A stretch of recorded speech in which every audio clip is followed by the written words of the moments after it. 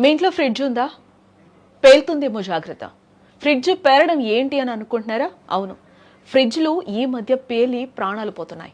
గద్వాల జిల్లా ధరూర్లో జరిగిన ఘటనే ఇందుకు నిదర్శనంగా కనిపిస్తోంది. తెలంగాణలోని గద్వాల జిల్లా ధరూర్ మండలంలో 2 రోజుల క్రితం ఒక ఇంట్లో ఫ్రిడ్జ్ భారీ శబ్దంతో పేలిపోయింది. ఆ సమయంలో ఇంట్లో ఉన్న 2 మహిళలు, ఒక బాలుడికి తీవ్ర గాయాలయ్యాయి. వెంటనే వారిని ఆసుపత్రికి అయితే తరలించడం జరిగింది.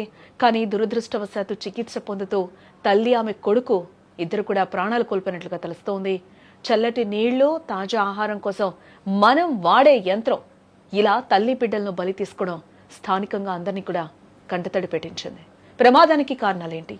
సాధారణంగా ఫ్రిడ్జ్ పేరడానికి కంప్రెషర్ మీద పడే ఒత్తిడి లేదా షార్ట్ సర్క్యూట్ కారణం కూడా కావచ్చు.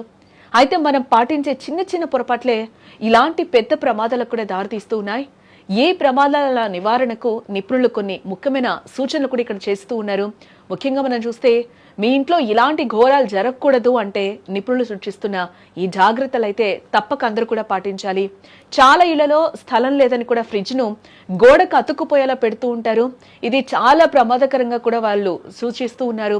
ఫ్రిడ్జ్ ను ఎప్పుడు కూడా గోడకు కనీసం 15 నుంచి 20 సెంటీమీటర్ల దూరంలో అయితే మనం ఖచ్చితంగా ఉంచాలి.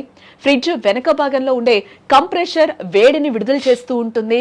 ఆ వేడి బయటకు పోయేలా గాలి తగిలే ప్రదేశంలోనే ఫ్రిడ్జ్ ను ఏర్పాటు చేసుకోవాలి.